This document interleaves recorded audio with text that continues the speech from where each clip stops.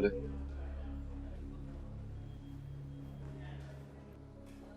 फैसले मैं जानता हूँ कि तुम क्यों आई। जाहिर सी बात है, तुम तो जानते हो, लेकिन मैं तुमसे सिर्फ ये पूछना है कि तुम दोनों भाइयों को हमारे घर के अलावा और कोई घर नहीं मिला क्या? तुम मुझे गलत इल्जाम दे रही हो। मेरा यकीन मानो, रबाब और रेहान की शादी के बारे में मुझे कुछ नहीं पता, मेरा कोई हाथ नहीं है। तुम्हें क्या लगता है मैं तुम्हारी बात पे यकीन कर लूंगी? देखो फैसल, मेरी अम्मी इस वक्त जिंदगी और मौत की कैफियत में, और अगर उन्हें कुछ हो गया ना, मैं तुम्हारे घर की ईंट से ईंट बचा दूंगी। मरियम, तुम जो करना चाहती हो कर, लेकिन ये सच है कि मुझे रेहान और रबाब की शादी के बारे में कुछ इल्म नहीं था। मेरे लिए भी उतनी हैरान कुन जितनी तुम्हारे लिए। हमारी हैरतें तो अभी शुरू होनी है। अभी तो रबाब ने वापस घर आना है, क्योंकि शादी के बाद लड़की को अपने घर में बिठाना तुम्हारे घर की रिवायत है। रबाब को जल्द समझ आ जाएगी। तुम मुझे किस चीज का इल्जाम दे रही हो? मैं खुद तुम्हें लेने आया हूँ। मैं चोरों की तरह तुम्हारे घर नहीं जाना चाहती। तुम्हारी अम्मी नफरत करती है मुझसे। रबाब को पता नहीं क्यों नहीं नजर आया ये सब कुछ, क्यों वो इतनी अंधी हो गई। मरियम, ये शादी नहीं बदला है, और ये तुम भी अच्छे तरीके से जानती हो। बिल्कुल ठीक कह रहे हो, ये बदला है जो तुम लोगों ने लिया है हमसे। रबाब ने खुदकुशी करने की कोशिश की, खुदा करे कि वो शायद जानती नहीं हो कि उन दोनों ने ये शादी क्यों की। मुझे जानने का कोई शौक भी नहीं है। मैं अभी तुमसे सिर्फ एक दरखास्त करनी है कि रबाब की जिंदगी बर्बाद होने से पहले उसे प्लीज घर भेज दो। अभी बात बाहर नहीं निकली है, जो कुछ भी हुआ है हम फिर से अपना नसीब समझ के चुप हो जाएंगे। जल्द से जल्द रबाब को तलाक दिलवा दो, और अगर उसके साथ मेरे कागज भी भेज दोगे तो तुम्हारा एहसान होगा। इश्क के अंदर 7 समंदर, तन तालू सब प्यासे, मुड़न न देवे खाली रस्ता, रखे पास दिला से। अस्सलाम वालेकुम सर, क्या हुआ? आपकी तबीयत कुछ ठीक नहीं लग रही? तो एक्चुअली सर मुझे आपसे एक इम्पोर्टेंट बात करनी थी। मैं सब जा रहा हूँ। अब वो तो मैं देख रही हूँ, लेकिन इतनी लंबी बात नहीं है, अभी हो सकती है। खालिद ऐसा करो, मैं ले जाऊंगी बॉस को, तुम जाओ।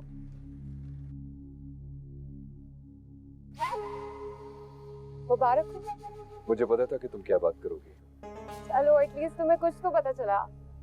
वैसे इतनी खुशी की बात ना बताया ना बुलाया। आर्या, जब तुम सब कुछ जानती है तो इस मजाक की क्या जरूरत है? वैसे मेरे ख्याल में बहुत अच्छा फैसला किया रेहान ने। उसने मरियम को कॉम्पेंसेट करने की कोशिश की होगी ना। अब देखो, तुम तो उससे मिल नहीं सकते, उसने सोचा होगा एटलीस्ट तुम्हारे घर से कुछ तो मिले। देखो, अगर तुमने अपनी बात करनी है तो करो, लेकिन बेहतर होगा कि रबाब और रेहान को अपनी गुफ्तगू से दूर रखो। वैसे ठीक कह रहे हो तुम, उन्हें तो खुद नहीं पता होगा अभी कि एक दूसरे से कैसे बात करनी है, इतनी जल्दी में जो शादी कर ली। वैसे अगर वलीमा करो तो मुझे जरूर बुलाना। पारिया, स्टॉप। अच्छा ना, एक तो फौरन चिढ़ जाते हो। वैसे आज तो दो मुबारकबादें बनती है नहीं? एक रबाब और रेहान की कोर्ट मैरिज, दूसरा आपकी मुलाकात मरियम से। कैसा फील हो रहा है?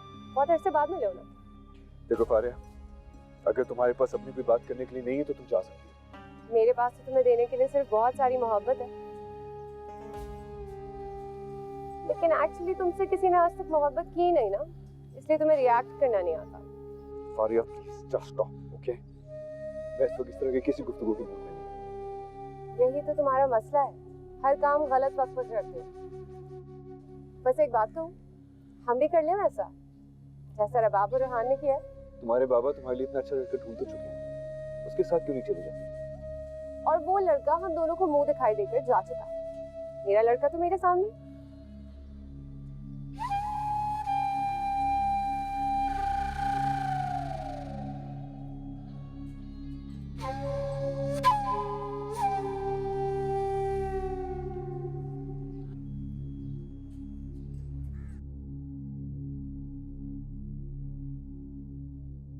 अगर तुम उस वक्त मेरी बात मान लेते तो तुम्हें ये दिन ना देखना पड़ता।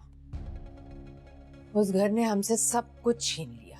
कितनी अजीब बात है ना, वो लोग भी यही सोचते और कहते हैं कि हमने उनका सब कुछ छीन लिया। वक्त सब बता रहा है फैसल, और मेरी एक एक बात सच्ची साबित होगी। अभी तो तुम देखते जाओ ये लड़की करती क्या है। क्या कर लेगी अम्मी, क्या कर लेगी? मोहब्बत का इंतकाम मोहब्बत से ही ले सकते हैं। तुम अब भी उन लोगों की हिमायत की बातें कर रहे हो? मैं कुछ भी नहीं कर रहा अम्मी, मैं सिर्फ इतना कह रहा हूँ कि अगर उन दोनों ने कोई फैसला किया है तो कुछ सोच समझ कर ही किया होगा ना। फैसला नहीं, साजिश है ये। अच्छा अब आप बताएं क्या कर सकते हैं? मैं रेहान के सामने 2 शर्तें रख रही हूं। या तो वो रबाब को तलाक दे दे अभी, या फिर ये घर छोड़कर चला जाए। मगर मुझे दोनों ही शर्तें मंजूर नहीं है। रेहान, मैं अपने घर के सुकून के साथ मजाक नहीं होने दूंगी। आप अपनी नफरत रोक दें, मजाक खुद ब खुद खत्म हो जाएगा। रेहान, आंटी आप क्यों परेशान हो रही हैं? अब आप देखती जाए, हम इस घर में हर तरफ खुशियां खुशियां बिखेर देंगे। तुम मेरे सामने बात करने की जुर्रत भी मत करना, सुन लिया? आंटी हम एक छत के नीचे एक साथ रहते हैं और आप मेरी सास भी हैं, जरूरत तो करनी पड़ेगी। चलो तो ठीक है, अगले 24 घंटे के अंदर अंदर तुम दोनों ये घर छोड़कर चले जाओ, वरना मैं चली जाऊंगी यहाँ से।